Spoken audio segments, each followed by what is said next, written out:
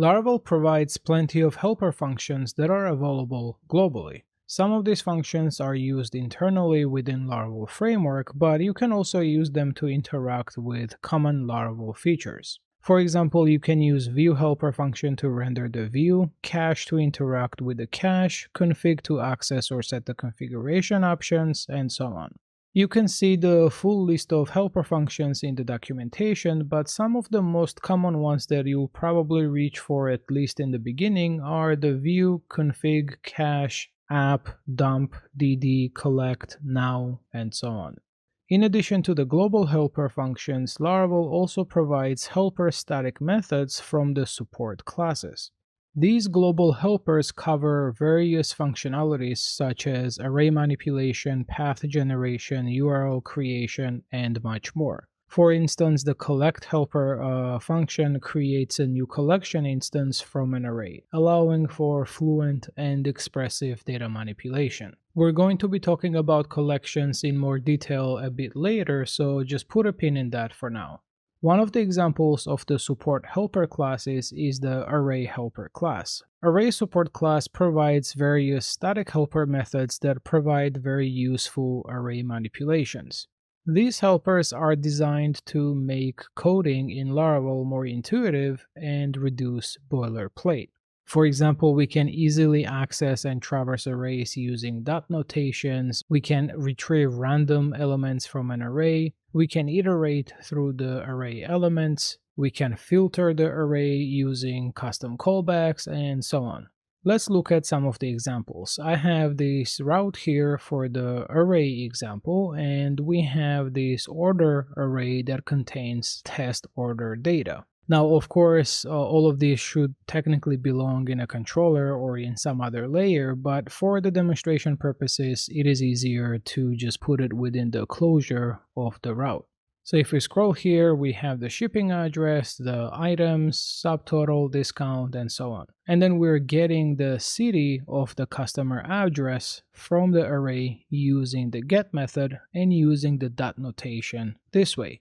So dot notation is one of the features that is provided by this array support class that allows you to traverse the array and get the elements using dot notation instead of something like order, customer, address, city.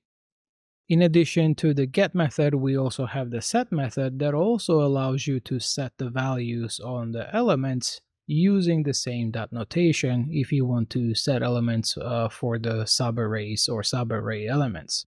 So in this case, we are overriding or setting the zip of the customer address to 10002. If we scroll up here, we have it set to 10001, and we're going to update this to 10002.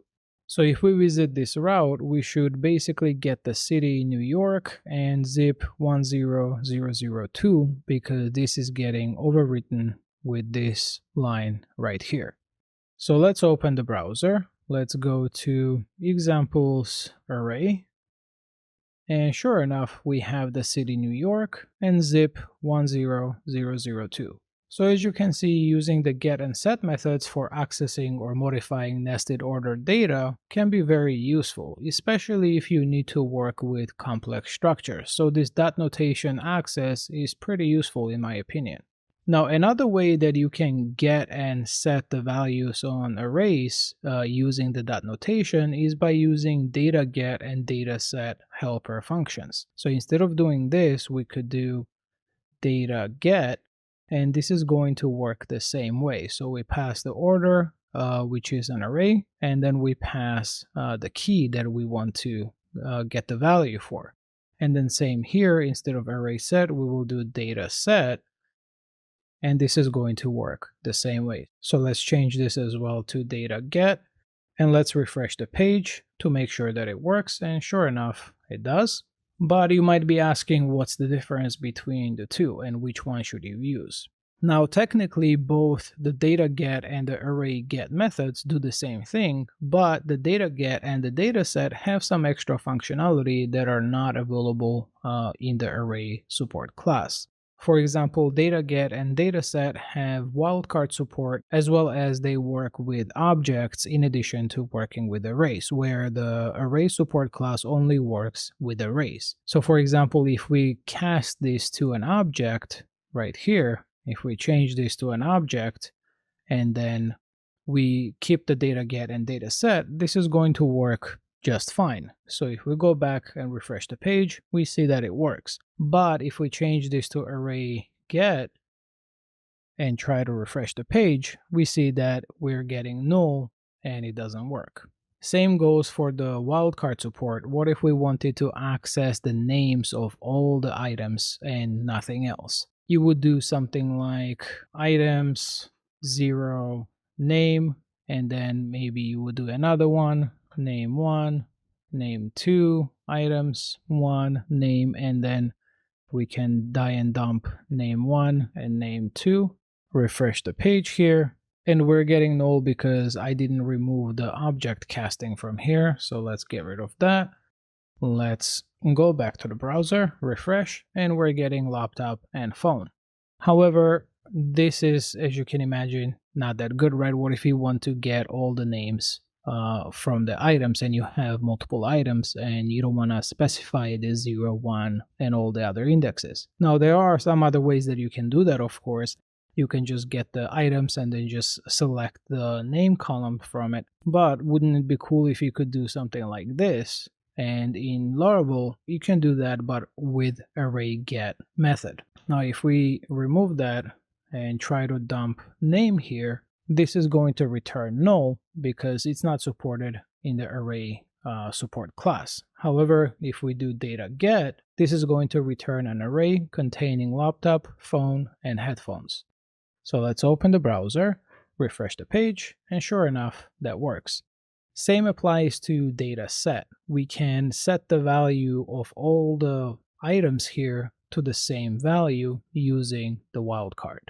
So like maybe we wanted to add some kind of extra element to all the items in here. So we could do something like items, wildcard, and then maybe we wanted to add a discount to something like a 0.1, indicating 10% discount. Then if we remove this and simply return order, we should see the discount added to each individual item.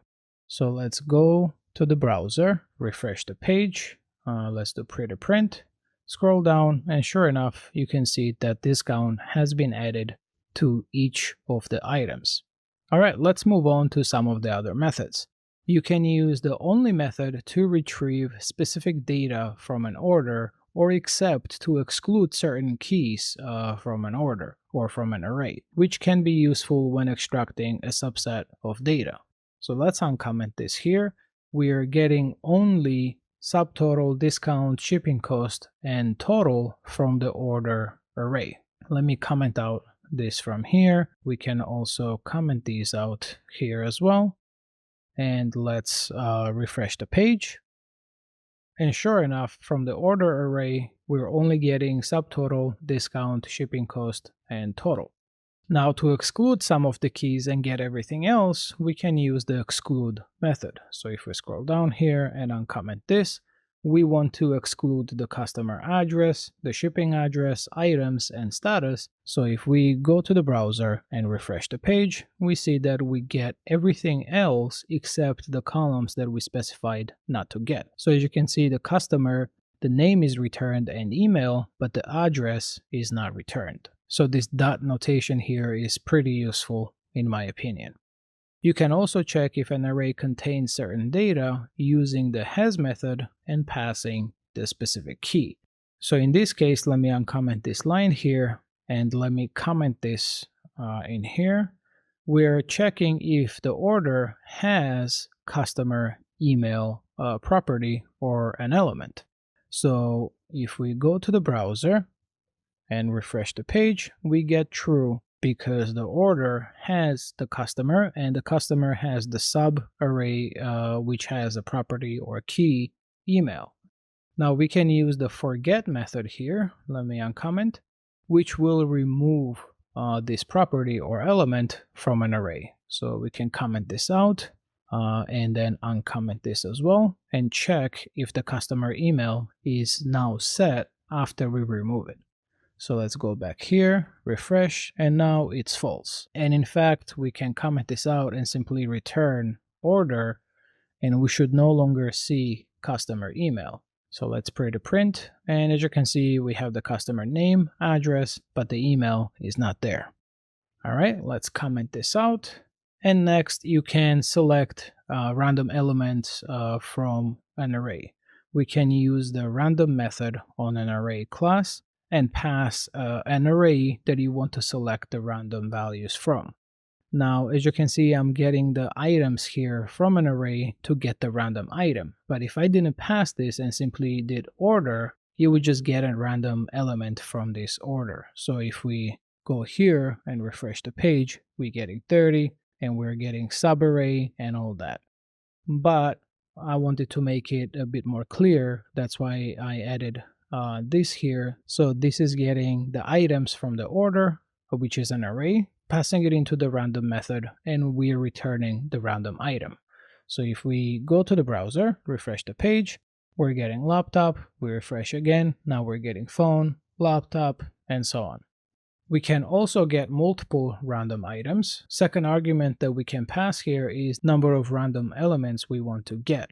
So let's say we want to get 2 random elements. In this case, it's going to return an array. So as you can see, it returned laptop and headphones. We refresh again. It's laptop and headphones again. Let's refresh. Laptop and phone, phone and headphones, and so on. And as you can imagine, there are a lot more useful methods that you can use with array support class. Like I mentioned before, you can map over array, you can filter array using the where method, you can flatten an array, and so on. Now, Laravel also has helpers around the date and times. Laravel uses Carbon library behind the scenes for date and time manipulation. To create a new Carbon instance, you can call the now function, which is this or today, and these functions return Carbon instance, with now returning the current date and time, and today returning the current date. Alternatively, you could use the Carbon support class from the Illuminate support and do now or today, and they work the same way. Either way is fine. You can check the Carbon documentation for a full list of features, but you can think of it as a PHP's native datetime object with additional functionality. Carbon actually just wraps around the PHP's datetime and adds extra features. All right, let's move on to the next helper class. This is the lottery class, which is useful if you want to simulate random chances and execute code based on a set of given odds or maybe a percentage of incoming requests. Maybe you want to generate promo codes for some requests but not for all requests. So you can do something like give 1 in 10 chances of winning and execute code for the winner, execute code for the loser, or simply only execute code for winner and you don't need to call the loser here. So we're calling odds statically on the lottery class. We're giving 1 chance out of 10, and then we're passing a closure or a callback to the winner, which is the function that gets executed if the winner is selected. Otherwise, if it's loser, then this is what gets executed. And we're calling the choose to determine if there was a winner or the loser. So let's open the browser here. Let's go to examples, lottery, hit enter. We're getting lose. Let's refresh, lose again. Let's keep refreshing a few times. And there we go, there was win. Let's refresh. And this is, remember, 1 in 10 chances, so it takes a while, but there we go, we got the winner. So every time you get this selected, so 1 in 10 chances, the winner code gets executed, otherwise the loser code gets executed. You can pass an argument here that allows you to choose multiple times, and it will determine how many were winners and how many were losers. So you can pass 10, for example, and we can refresh the page, and we're getting an array and getting 1 winner and 9 losers, which makes sense since it's 1 out of 10. But it will not always get 1 in 10. You may get 0 out of 10 or 3 out of 10. It's just a chance, right? So if we refresh, as you can see, we're getting winner in here. Let's keep refreshing a few times. Now we're getting all losers. If we refresh, we're getting multiple winners and so on. But getting win is much lower chance than lose. If we change the chance to something like 5 out of 10, now you're going to see a lot more winners than losers. So we have 4 winners in here, refresh, we have a lot more in here, and so on. As I mentioned, you don't have to call winner and loser all the time. If you just care about the winner and you don't have any function for the loser, you just remove that, refresh here, and you just get the false, which is just the default return value. Basically here we are executing the code, but we are returning win, but you could execute any code in here basically. You also don't have to execute any winner code. You can remove this entirely and simply choose the winner or loser, and you're just gonna get true or false in an array, and then determine what you want to do or what code you want to execute based on that. And in this case, we're choosing 10, but you would typically just choose 1, right? 1 time, and it would either be true or false. Another very useful helper class is the benchmark class, which allows you to quickly test how long it takes for the given callback to run. Let's look at this example in here. We have the order items, which is list of multiple items. We have laptop, phone, desk, chair, and we have 2 methods to basically calculate the total. We have one method that simply loops through the order items and sums up the total by multiplying the price with the quantity. And the other one uses array map, which basically does the same as this, and then uses array sum to sum up all the values. So both methods should return the same value, but their calculation strategy is slightly different. So maybe you had some similar scenario in your code. Now you won't be this simple as this, of course. Maybe you have some queries or something like that, and you want to test 2 versions of it to see which one is more optimal.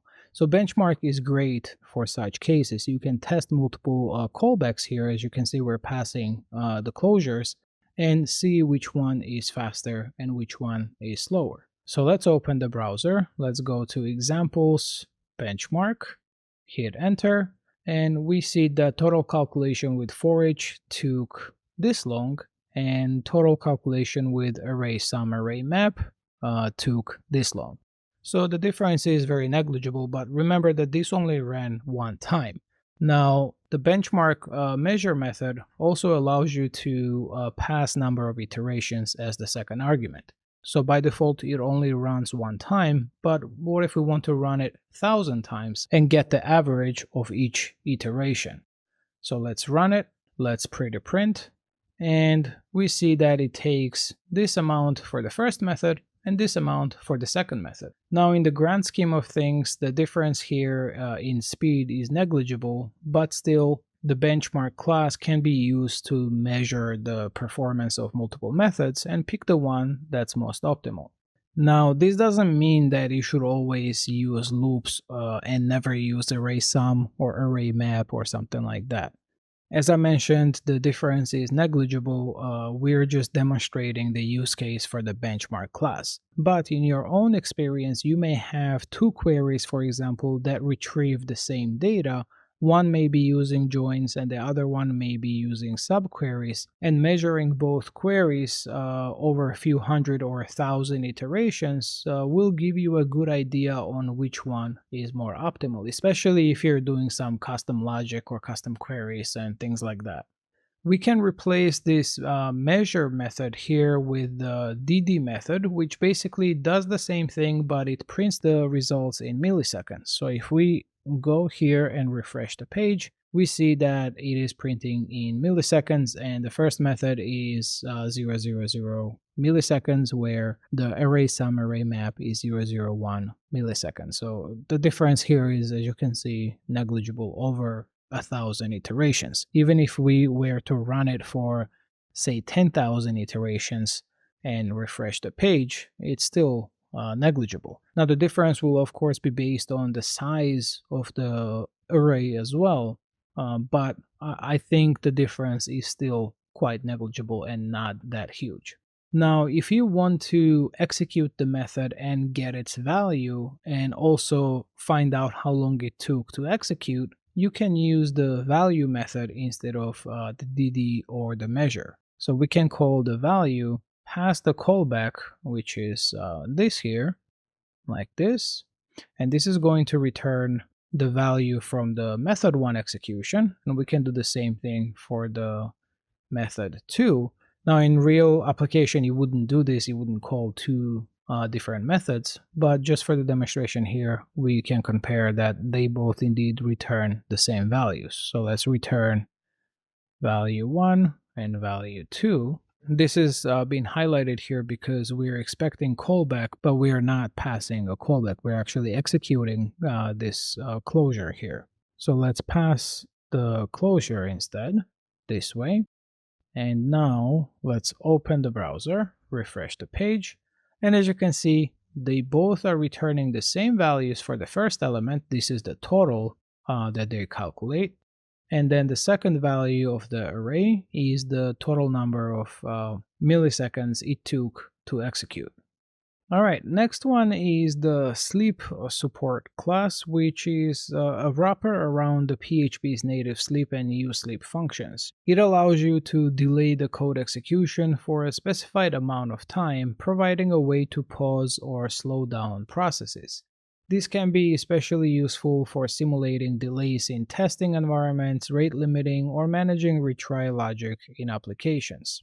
I don't have an example for that, but you can play around with it yourself. But I do want to show you an example of another pretty cool and useful helper class, which is the pipeline class. The pipeline class allows us to pipe or pass a given input through a set of actions. This way, each of those actions can inspect the given input, modify it if needed, and pass it to the next one. Kind of like middleware. We've actually seen the pipeline being used within Laravel before when we went through the Laravel's request lifecycle. The request is sent through multiple pipes or middlewares before it is dispatched to the router within the HTTP kernel class. So let's open the kernel class here and scroll up to the send request through router method. And here, as you can see, we're instantiating the pipeline class. We're sending the request through these middlewares, and then we're dispatching it to router. And this pipeline class is basically the pipeline class from the routing, but it extends the base pipeline, which is from the Illuminate pipeline. And this is the class that I'm talking about, and there is actually a facade that you can use. If we search for the pipeline, we will see that there is a facade for the pipeline that can be used, and this pipeline facade uses the pipeline binding, which means that there should be pipeline service provider. If we open that, we see that it's binding this string to this pipeline class, and that's the same class as the one from the Illuminate pipeline. We also saw this pipeline being used within the router class when running the route within the stack. So if we open the router and go to the method called the run route within stack, we see the pipeline usage here as well. We are sending the request through the middlewares, and then we are running the route and preparing the response. The pipeline actions can be closures, callbacks, or simply classes. Let's try an example. A great example to explain Laravel's pipeline class, I think, is processing an order through a series of stages or middleware-like steps. So like when order request comes in, we may want to do something with that order object, like validate it, calculate shipping, calculate discount, and apply it, generate invoice, process payment, and so on. So let's try it out. I'm going to create a new directory here called pipelines. We're going to create a new subdirectory here called order, and then we're going to create some pipes here. So we'll create one called validate order, and this is going to have a method called handle. So we'll do public function handle, and it's going to take an array of order and then accept the next closure, which we can call to pass the order to the next pipeline. And as you can see, this kind of looks like the middleware, right? So in here we can do something like return next order, and before we pass it to the next, we can do something with that order. Now we're not actually going to validate here because this is just a demonstration. So instead, I'm just going to echo out validating order, and let's add the break line here. And then let's duplicate this and create more pipelines. So we'll do one for calculate shipping. And this is going to do calculating shipping. And we can actually modify something here. We can do something like order shipping cost equals maybe 10. Let's do another one to apply discount. So we'll do apply discount. And then in here, we're gonna change this to applying discount, and we can actually apply discount as well. So we'll do total minus equals to the order discount, otherwise 0. Now we may have another pipeline called calculate discount, which is going to set the discount value, but we'll just assume that we have the discount value and we're subtracting that from the total. We're also assuming that the discount is not a percent value, but a dollar amount value, for example, that is being taken off from the total. If this was a percent amount, then we would have to multiply it by the total and subtract that value. But we're making some assumptions here for the demonstration. And let's create another one called generate invoice. We'll change this to generating invoice. We don't need this here. Maybe we can actually create the invoice ID. So we'll do invoice ID random 1000,999 just to give it some random number. And finally, we'll do process order, or maybe complete order, order completed, and we can change the status to completed. So we'll do something like status equals completed. All right, so now let's open the web routes file. Let's scroll all the way up where we had the order example. So let me copy this, and let's create another route here called route get examples pipeline, and let's paste it in here, and let's use the pipeline facade, and we'll send the order through the pipes, which is an array of these pipes that we've created. So we'll send it to validate order, then calculate shipping, then apply discount, generate invoice, and complete order. And as you can imagine, we would have a lot more pipes in here. We're calculating the shipping, but we would want to apply the shipping as well. That could be done within this pipe, or maybe we would have another one that applies the shipping, similar to apply discount. We would have the calculate discount and apply discount, or this could do the both if we wanted to. But for the purposes of demonstration, we're just keeping things simple.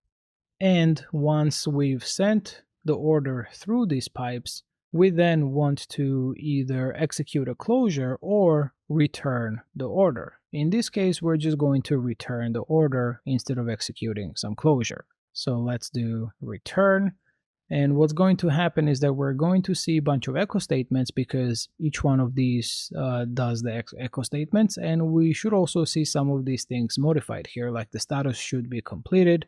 Now this total, as you can see, already includes the discount. So when we do the apply discount, it's going to apply it again. So let's remove the discount inclusion from this total in here. Ideally, we would maybe have calculate totals pipe here that would calculate this amount, but I don't want to spend too much time digging into that. So instead, what we're going to do is we're going to set this to 2030. This is basically subtotal plus the shipping cost. And then the discount should be applied by this apply discount. So in the end, the total should be changed from 2030 to 1930, whatever the value was there before. In addition to that, we should also see a new array element here called invoice ID, because the generate invoice ID modifies the order array and adds the invoice ID. So let's go to the browser. Let's go to examples pipeline, hit enter. Let's pretty print. And we cannot pretty print here because we're returning the JSON and I have these echoes. Hold on, let me fix that quick. Instead of doing return here, we're just going to do die and dump, so it's easier to review.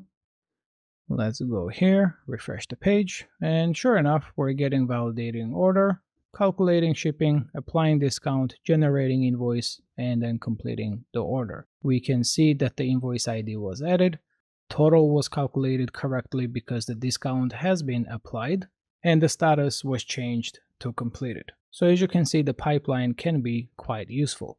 Now, in my personal projects, I usually introduce an interface that all of these pipelines implement because I prefer to have a set interface for specific pipelines. So if I have order processing pipeline, all of the pipes that process the order need to adhere to a certain contract. They need to accept the same type of arguments, and they need to define the same methods and all that.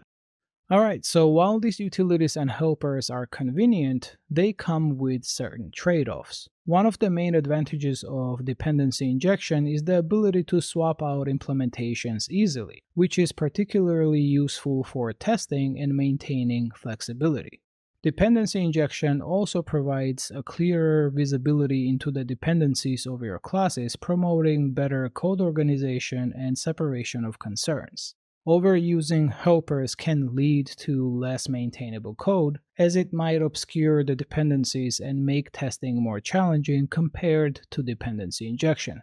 Laravel does provide tools to simplify writing tests for some of these helpers and utilities, so in that sense the testability may not be concerned for some of the functions that you would use. But as with facades, I would keep the scope of the class in mind when using helpers. Try not to overuse them and reach for dependency injection when possible. Alright, so this is it for this episode. Thank you so much for watching. If you like my videos, hit the like button and subscribe to the channel if you haven't already done so. In the next episode, we're going to move on to views and blade. So until next time, happy coding.